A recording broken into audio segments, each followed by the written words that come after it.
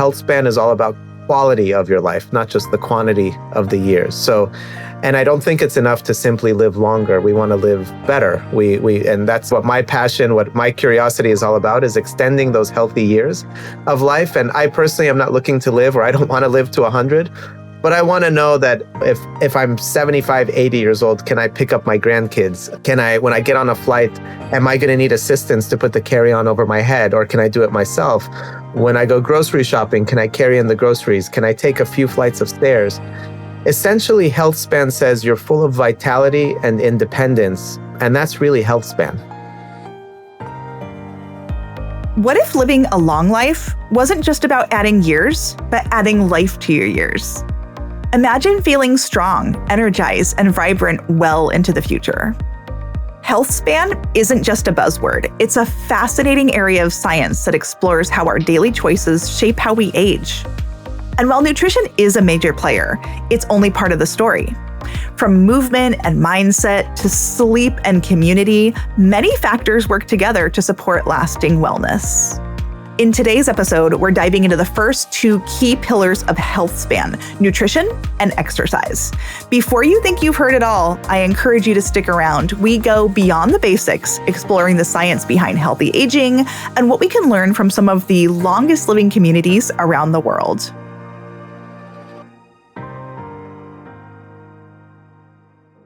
Before we dive into today's conversation, I want to introduce you to a new part of the podcast. Each episode, I'll be bringing you fresh insights through a selection of short but informative rotating segments. And today, we're kicking things off with a little nutrition news. As we know, the connection between diet and longevity is well established, and new research continues to strengthen that link.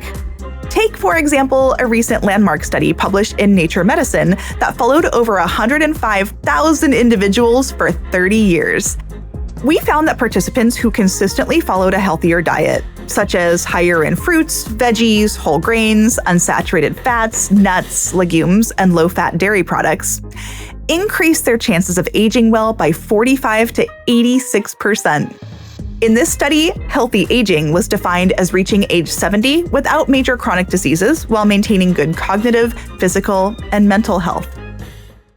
Hi there, Andrew. Welcome to the podcast. I'm so excited to have you. And importantly, for anyone that doesn't know, Andrew is a physician and the founder of Orgain. So I'm really excited to have you here today. Thank you so much. I'm excited to be with you. Yeah, I'd love to hear a little bit more about your background, but your journey is really important to the story. Your journey with health, as far as I understand it, began at a young age when you were diagnosed with a type of muscular cancer. And then this is so interesting to me because I'm a board certified specialist in oncology nutrition.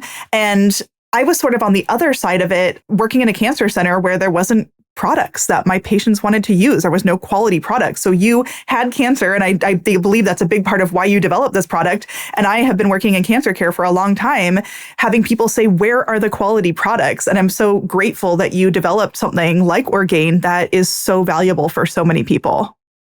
Yeah, thank you. It was one of those kind of moments in life where it was obviously one of the most difficult times of my life, but some good came out of it for sure. And nutrition is what I came out in learning and immersing myself in. And to your point on oncology nutrition, there weren't many options or any options really that were truly good for you or actually nutritious. So that's what kind of has become my life's work. Yeah, it's an incredible way to take a really challenging situation and just turn it into something so positive that helps so many people. And what was happening to me when I was working in oncology in an oncology center is the only real option that I felt that I had was like make your own shakes, which is not possible when you're going to chemo all day and you have all these appointments. So one really cool thing about the grab and go shakes that Orgain has is you can like take them with you. They're already made, and it just creates so much less barrier to getting good nutrition on the go. Yeah, and I was forced to do the same thing. So, when I realized the nutrition shakes on the market were not good for you, we started blending our own organic shakes at home. When I say we, it was my mom and I. And they took a lot of work, and we would do it 6 times a day, and it was really involved. And I thought there's got to be an easier way to do this, and a way that's convenient for patients so they could get all of the nutrition they need, but in a convenient form. Yeah, absolutely. It is one of my highest recommendations now, and I'm really grateful for it. So we are lucky to have you today talking about Healthspan. And I'd love to hear a little bit more from you about what that means. But you also presented the concept in this very interesting 4 pillars. So I want to start by defining Healthspan and then diving into the 4 pillars. Sure, and it's a great question. And health span is a little bit different than longevity, right? And it's a really important distinction, I think. And longevity, as we know it and as we think about it, is the number of years that we live, right? So the number of years, if you're going to live to be 84, you're going to live to be 100, that's your longevity, your lifespan. Health span, on the other hand, is about how many of those years you spend in good health. Like you're free from chronic disease, free from functional decline, and the limitations that really often come with aging. What's interesting in the US, the average life expectancy in the US is 77 and a half years, according to the CDC. So call it 78 years or so is the average lifespan. The health span in the United States is about 65 years old or so. So we spend about 13 years in debilitating decline. So we're not really functional, we're not really living well at all. So in other words, I'd say health span is all about kind of the quality of your life, not just the quantity of the years. So, and I don't think it's enough to simply live longer. We want to live better. And that's what my passion, what my curiosity is all about, is extending those healthy years of life. And I personally am not looking to live, or I don't want to live to 100. But I want to know that if I'm 75, 80 years old, can I pick up my grandkids? When I get on a flight, am I going to need assistance to put the carry-on over my head, or can I do it myself? When I go grocery shopping, can I carry in the groceries? Can I take a few flights of stairs? Essentially, health span says you're full of vitality and independence, and that's really health span. I feel like this concept and like the words that you're using are relatively newer. Like I feel like we've been using lifespan for so long. I think where I started hearing about it was from Dr. Lee Hood, who has the term the welderly. So like older people that are living well. When do you think health span, welderly, like when did this really start gaining traction? I think the term has probably been around for a few decades, but I'd say over the last 10, 15 years, it's really gained a lot of mainstream traction, to your point. Especially, I think, as we're starting to realize the old model of healthcare just doesn't work. And I was a physician and I saw it firsthand, whether it was in my residency training or seeing patients. The model of healthcare today is broken. We wait until disease appears and then we treat it. And it's just not enough. So we now have advances in aging science, in personalized medicine, supplements, public awareness around even chronic illness, and it's helped shift the conversation. We're seeing more people interested in preventative or proactive strategies to help extend their health span, not just delay death. And today, a lot of it is cookbook medicine. You come in, your cholesterol's high. Here's the medication. Let's check your blood work. Hope it comes down. If it's not down, we'll give you more. And it's really reactive, not proactive. And what we can do today to have a proactive approach to health has a profound difference on the quality of the years that we live. I'm so excited to talk about this. And I think you and me are a good pair because dietitians, I feel like, have been really leading the way on like, let's talk about preventative care. Let's prescribe diet and lifestyle. I mean, that's what we really excel at. But sometimes I know that dietitians feel like we work out there in a silo. And I think there's such an amazing opportunity to be partnering more with physicians and people that are prescribing medications and treatments because we can't prescribe. And so we can prescribe food and we need to have more partnership and be really working as a team of healthcare providers towards a health span. Yeah, I would say that prescription of food is going to matter more than the prescription of medicine. I think if we're able to take care of ourselves through food, through nutrition, through exercise, and some of the things that are most important, you actually don't ever need medicine, right? And I think that's the beauty of this is there's this shift towards health span. And I think it's happening now because we're seeing our parents, we're seeing our grandparents suffer. They're going through things like whether it's heart disease, Alzheimer's disease, or just being frail, right? We're seeing frailty as kind of a big deal. So nobody really wants to live their final decades dealing with pain and dependency or disease. And that's really sparking the question for you and I as professionals in the industry, how can I avoid that? And this is the shift to health span because I think it reflects a broader mindset. People don't just want to exist longer. They want to thrive longer. And I think for me, that's my hope is I want to be thriving for as long as possible. Yeah, I have the exact same goals. I'm excited to learn today how you define each pillar, what each pillar means. There's so much cool research in this area. So why don't you start by telling me about the 4 pillars, and then we'll dive into each one specifically. So I always talk about this. I give a biohack every month to our company here at Orgain, and I always talk about the 4 pillars or the 4 foundational pillars of health. And they're the ones that have the most evidence base behind them. And I break them down into exercise. So not just movement, but the right kind of movement, resistance training, cardiovascular conditioning, functional fitness. That's exercise. And that's one key pillar. The next is what you and I just talked about, nutrition, right? Whole food, anti-inflammatory, nutrient-dense diet paired with smart supplementation. That's another key pillar and one of the most important pillars, I would say. Sleep, which quite frankly for me I was not always good at. I'm getting a little bit better, but it's an area of focus for me. But restorative sleep, wildly essential for the regulation of hormones, immune function, and cognitive health. And finally, the 4th pillar is stress management. We're all subjected to stress today. I mean, just turn on the news and you're subjected to a tremendous amount of stress. And chronic stress really accelerates aging at the cellular level. So managing it effectively and really slowing down your biological aging through that is critically important. Within stress in that pillar, I'd also say is your community. You may have heard that the 5 people you spend the most time with is who you are. So choose wisely. So having your community, those that are around you, lift you up, not bring you down, I think is critical and part of that stress pillar. And having a positive outlook, a positive perspective, laughing often, I think is really important. So the 4 pillars boil down to exercise, nutrition, sleep, and stress management / community. I really like your messaging around each person has a different thing to work on, right? Like maybe you're really good at exercise, but you struggle with sleep. That's my personal situation. And so maybe you need to focus on all of them, but maybe there's 1 or 2 where you need to put more focus on, or as life changes, you have more or less time to focus on one or the other. So I'm excited to dive in, and it sounds like you and me have some similarities, and we really need to focus on sleep. So we'll do that today too.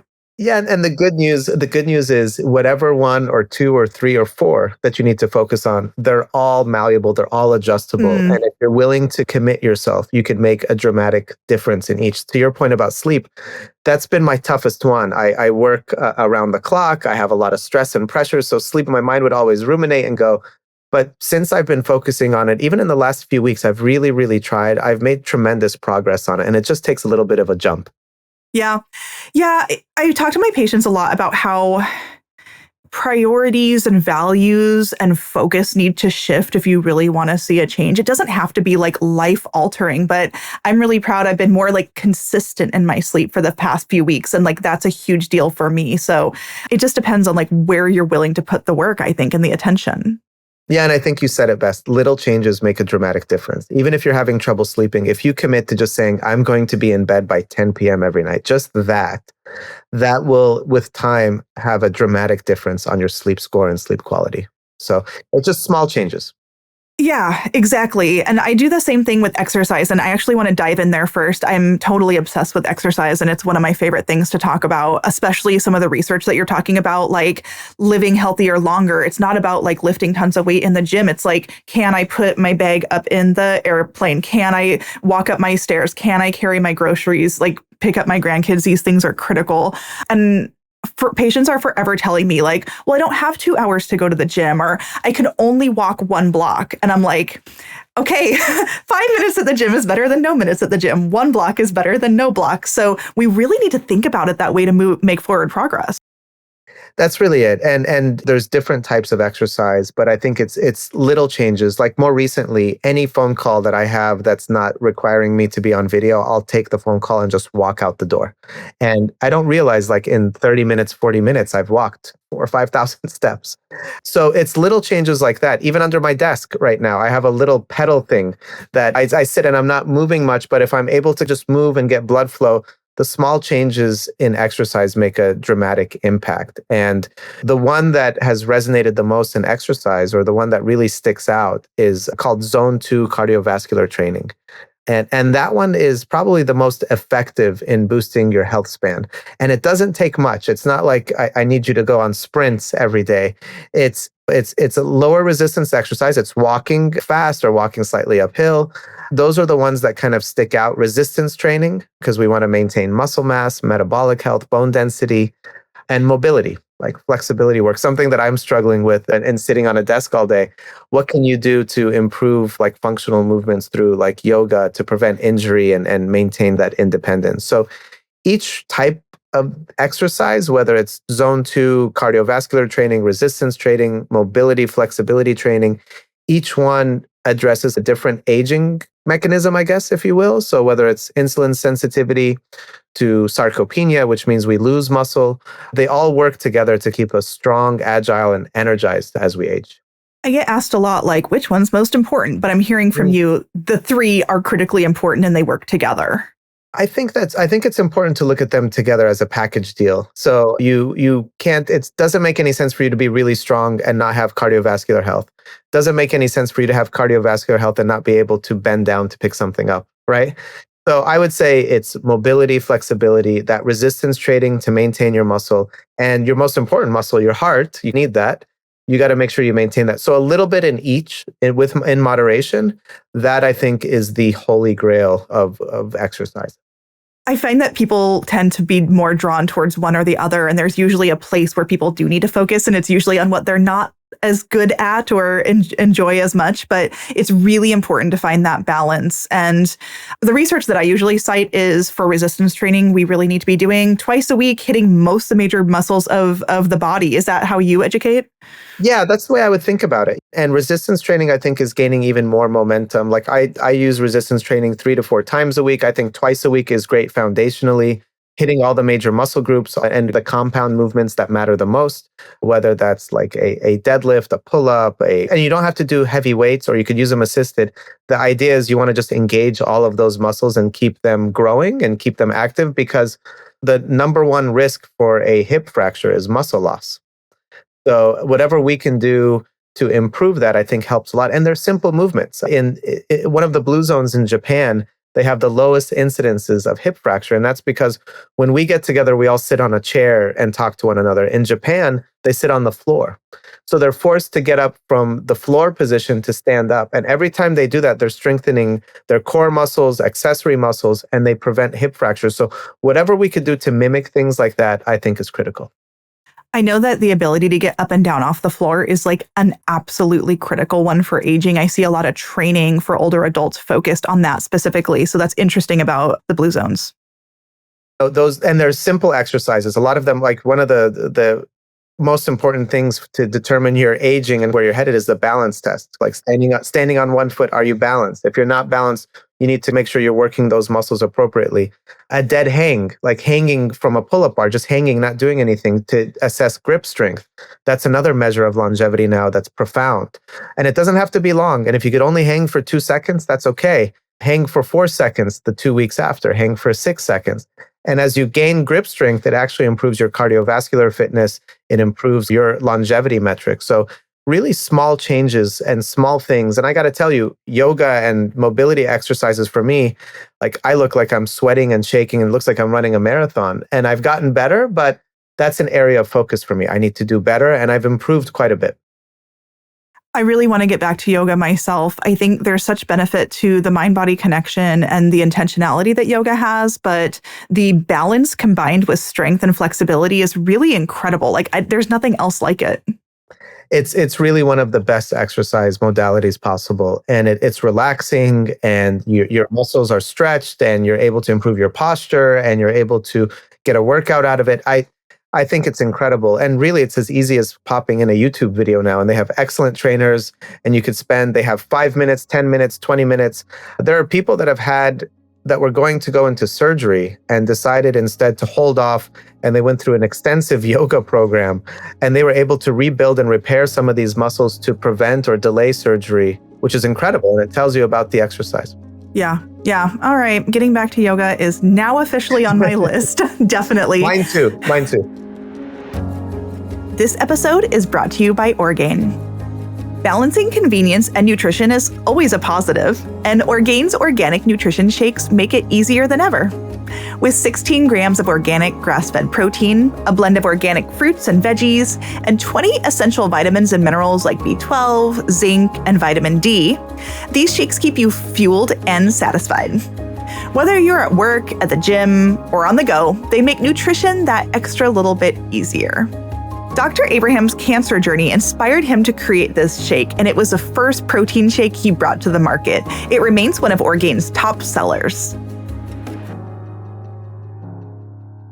I want to hear a little bit more about the cardio, though, and especially the zone 2. I don't really think about it in those terms, but I'm intrigued. Can you talk me a little bit more about like how someone can know what zone they're working out in, like how they get there? Yeah.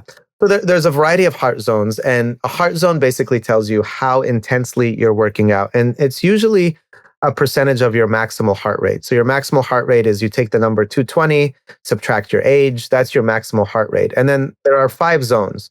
Zone 1 is very light activity. So if you were to go for a very casual stroll, walking very slowly, that's very light activity. That's 50% to 60% of your heart rate max. Zone 2, and this is where the magic happens because it improves your mitochondria, which is the energy powerhouse of the cell. It improves longevity. A lot of Olympic athletes or the most elite athletes in the world actually spend a lot of their training in zone 2, which says a lot. That's 60 to 70% of your maximal heart rate. And it's great not only for fat burning, but more importantly, and why I do it, is for mitochondrial function. It's a little boring. You're not doing sprints. You're not doing anything like that. I walk on an incline on my treadmill at level speed 3 and on an incline, and that's all it takes. And I stay in zone 2 for 45 minutes plus a few times a week. And that's what I call your foundation of exercise. And then, of course, zone 3 to 5, that's that higher intensity training that improves a metric called VO2 max and your cardiovascular power. But for me, I would say, and for most people, zone 2 is the sweet spot for longevity. And then I would add in a little bit of HIIT training or high interval training only to improve that VO2 max, which is another marker, a key marker for longevity. And now I've just read some recent studies, might be one of the most important markers for longevity. I love how much research is coming out about exercise and longevity, and it's very specific. So I feel like we're getting closer to know like exactly what do. I do zone 2, I do yoga, I do weight training. I'm interested though in like the science behind exercise and health span. Like what is it about exercise that helps slow the aging process? I recently gave a biohack on exercise, and the fact that it affects literally everything in the body, every system in our body, whether it's brain health, muscle health, kidney health, every single system. Like if I was to put exercise in a pill, I would be the most successful person in the world, right? Because there is literally zero downside to it and only tremendous upside. You feel better, you delay incidence of disease, you live longer, your energy is higher, your cholesterol is lower. Every single metric in health is affected by exercise. So it's a miracle. Like if we're able to just dedicate the time and commit ourselves, we put it in our calendar the same way we have meetings and just commit ourselves, what you benefit from it is endless. And people that do it, they hate it for the first 2 weeks. It's very tough for the first month. And then it becomes a way of life. When they don't do it, they feel off. I always like to say, like, you don't know how good you're supposed to feel. And exercise allows you to get very close to that. I have some patients that love exercising and it's a natural part of their day, and they do miss it if they're not doing it. But I have others where it can be really painful to start and you have to start really slow, and that's hard mentally and emotionally for them. But I think you're right. A huge takeaway here is like, even if you're at the very beginning, your body will adapt and it will get easier. I like what you're saying, within 2 weeks, it truly will. My mom is tough when I'm trying to convince her to do exercise, but I told her even after dinner, if you were to after dinner walk outside for 5 to 7 minutes, just 5 to 7 minutes every day, and do that consistently, that's all it takes. And I try to tell her exercise, and I try to explain it in simple terms, but it activates dozens of cellular pathways that impact aging. So we're talking about increasing your mitochondrial density, reduces inflammation, improves insulin sensitivity. So it prevents diabetes, triggers something called autophagy, which is basically like the body's internal cleanup system. It protects brain function, neuroplasticity. And at the molecular level, it actually preserves your telomere length, which slows what we call epigenetic aging. So it's a miracle. And even if it's very hard, if you could just do a little bit of it and build upon that, I think it has a dramatic difference in your health span. I think a huge takeaway here is one block is a great start. 5 minutes is a great start. And I really hope that this inspires people to feel that way. And then for all our athletes listening and people that are already active, what would you suggest for really taking longevity focused fitness to the next level? Like, where should people focus? Yeah, for those that are looking to go a little bit more on it, it's that zone 2 training I mentioned. And it doesn't have to mean like you're pounding the pavement. You could get the same benefit from brisk walking, cycling, indoor, outdoor, rowing, swimming, hiking. The key is for those that are really going to get after it, it's a steady pace for 45 to 60 minutes, 3 to 4 times a week. If you're able to do that 45 to 60 minutes, 3 to 4 times a week, you are going to get that zone 2 benefit. You're also, if you do the HIIT training, you're going to get the VO2 max. And I think that puts you the upper class of what you're going to be doing for exercise and the benefits that you're going to be getting. And then mobility and recovery, like if you're able to do cold exposure, sauna, that kind of thing, stretching for mobility, I think that's critical. And then, of course, weightlifting, as we talked about, those compound lifts, really over isolation exercises, in addition to that zone 2 cardio. I think if you're able to do those 3 things, you're going to have the best outcome by far. Yeah, you're inspiring me. I feel like I need to do my calculations, but I'm pretty sure that I'm doing zone 2, but I'm like 30 minutes. And I think the next step is to go to 45 because I know there's some good research there. There is. And honestly, if you go from 30 to 35 minutes, that's a huge step in the right direction and you won't feel it. And then once you feel like that's easy, go up to 40. They're baby steps, right? And the first time I did this incline thing of walking, my zone 2, it was hard. It wasn't easy actually. And now I do it without thinking and it's not as bad. So, and now I use a weighted vest to get into zone 2. So and I'm the furthest from being like an athlete, but I will tell you that small changes day after day, your body has an incredible ability to adapt and grow. And if you're able to just put in the time, it'll give you all of those benefits as a reward.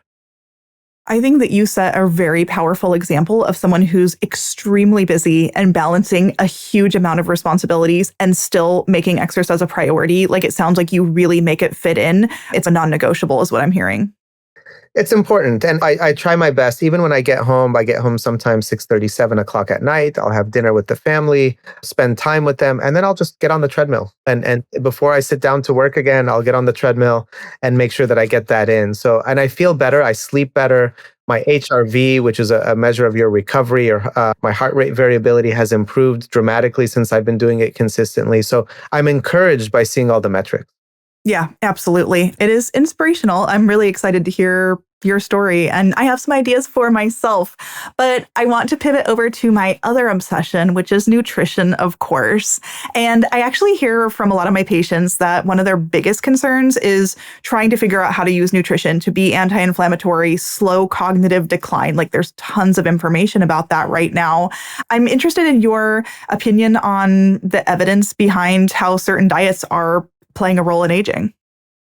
Yeah, I think the evidence is exceedingly clear now, right? So those even that live in blue zones, one thing is consistent, they eat similar foods, right? And as soon as some of those blue zones adapt the Western diet, all of their health goes down the drain, essentially. So nutrition and diet, I think, is a cornerstone. What we put in our bodies is what we're going to get out in terms of our energy, how we feel, how we delay disease. So for me, I think it's probably the most critical in terms of all of these antioxidants we put on our bodies. There are armor to protect us against disease. As if we monitor what kind of fats go in, putting the right fats instead of the wrong fats, all of these have a profound impact on driving these biological processes that drive aging. Yeah, 100%. And you exercise like a few times a week and hopefully at the right pace and everything, but you eat 3 to 5 times every single day. Like it's this constant, like hardly anything else is. Yeah, and it's a decision you make, right? I mean, I went to a school that was in one of the blue zones, and the diet clearly had a tremendous benefit to those that did that on a consistent basis. So things like these anti-inflammatory compounds, like a high quality olive oil, nuts, seeds. I mean, if those are kind of part of your diet and you're not including things like fast food, hamburgers, all the pro-inflammatory things, or minimizing them as much as possible, the difference between the different people was pretty profound. And even in my, when I was practicing as a doctor, I knew without seeing the patient, if I just saw their blood work, what their diet looked like. Oh, interesting. Were you in the Loma Linda area? That's right. Yeah. I was in the Loma Linda area for schooling, and they obviously follow they're Seventh-day Adventists is a religion there, and their diet is plant-based, and they have a wonderful community, and they live among the highest ages with the best health span in the world, even though they have the worst air quality and worst water quality in the United States. So it tells you something about nutrition, exercise, community, how they also prioritize sleep, and the results speak for themselves. I had my professor that was 86 years old that biked to class. So it gives you an idea. Yeah, I have had a wonderful opportunity to work with a lot of people from that area and Seventh-day Adventists in my plant-based work in nutrition. And a lot of people don't realize that there is a blue zone in the United States, and it's in the Loma Linda area because of the lifestyle of Seventh-day Adventists. And because of that, there's amazing research that has come out of that community on plant-based, vegan, and vegetarian diets. So a lot of what we know comes out of that amazing community. Yeah, incredible research. And even though I was in school there, I was more fascinated by the people and how they operated. And this professor, I would always ask him after class, he thought I would have a question about the class, and it was more about him. Like, what do you do on a daily basis? And he would wake up and hike to the sunrise and would start his day with these different mixture of nuts and all these kinds of things. And he was 86 and thriving. He looked like he was 65. Wow. That's incredible. Another thing in my understanding of that community is that they take like a Sabbath, they take a day off every week on a weekend and like really unplug, and it's for time with friends and family. And I know that that has had some great research about the connection between community, taking time off, and longevity. Yeah, I mean, how much do we panic if we forget our cell phones at home or we Right. leave it somewhere for 30 minutes? We have to dart back and pick it up because we feel what they do is they disconnect and are just with each other, laughing, enjoying each other's company. And I think that has a lot to do with it. I think today more than ever, we're connected. We're more connected than ever and the most disconnected we've ever been. Yeah, that's a great point. You and I are talking all back and forth about blue zones. It's something I'm very interested in, but I think we should define it. Can you just give a quick definition of like what the blue zones are, how we know about them, and some of the research done in that area? Yeah, the blue zones are, I believe, 6 areas in the world where people essentially have the best health span and longevity metrics. And a lot of them don't have access to the technology and all of the science and the research. They just live a consistent life rooted in these 4 pillars that we talked about. A lot of them, there's Okinawa, Japan. We talked about Loma Linda. There's in Italy, Greece. There's all of these places that essentially they're different. They're very different, but very similar in the sense that they're always together. They're always enjoying each other's company. Their diet is excellent. It's largely plant-based. They focus on high quality olive oils, nuts, seeds, salads, vegetables. In Japan, a lot of it is sweet potato, a purple sweet potato that they're attributing to a lot of their health. They're active, but they're active not necessarily going to the gym. They don't have memberships to the gym, but they're gardening outside. They're walking to one another's homes. They're doing zone 2 without knowing that zone 2 is good for them, right? Right. And I think for me, I've been fascinated by it. I've read all the books on zone 2, on blue zones and how the people live there. And it's really intriguing. And it's just taking some of the learnings there and applying it to our everyday life, I think is really important. Yeah, I love reading about it too. Costa Rica is another one. Costa Rica, yes, yes. It's so interesting because the blue zones are literally all around the world, and they're all like, they have a lot of different cultural foods, but they are, like you said, plant-based, whole foods. Like they don't have a lot of processed foods. And then what I read once was that a common food that all of them have is beans. Like they all include some sort of beans, and that's like a big commonality. So I'm a huge bean fan. Yeah, beans are great, super high in fiber. They have protein. There's a lot of antioxidants in beans. They're a little underrated. So I agree with you. Beans should rise to the top. I think so too. One thing that I focus on a lot in my practice, and I have a book that I wrote about anti-inflammatory diet, and I know that that is specifically linked to health and longevity. Is that the link, or is it just part of the picture? I mean, inflammation is the root cause of nearly every single disease, right? So as we think about the root or kind of the ending itis, arthritis, colitis, gastritis, all of that, it means fire. And fire is the root cause of literally every single disease we have, whether it's heart disease, cancer, everything. So whatever we could do to put out the fire as much as possible through nutrition, we're essentially de-aging or increasing our health span because of an anti-inflammatory approach. And nutrition is the most powerful way to modulate it. So anti-inflammatory foods like fatty fish, berries. I'm a huge proponent of blueberries, right? And the different kinds of spectrum of berries, raspberries, so forth, leafy greens, olive oil. Every morning I start with a tablespoon of a really high quality olive oil, right? It's not super pleasant, but I've gotten used to it. And that's what I do and I take it because of its anti-inflammatory effects.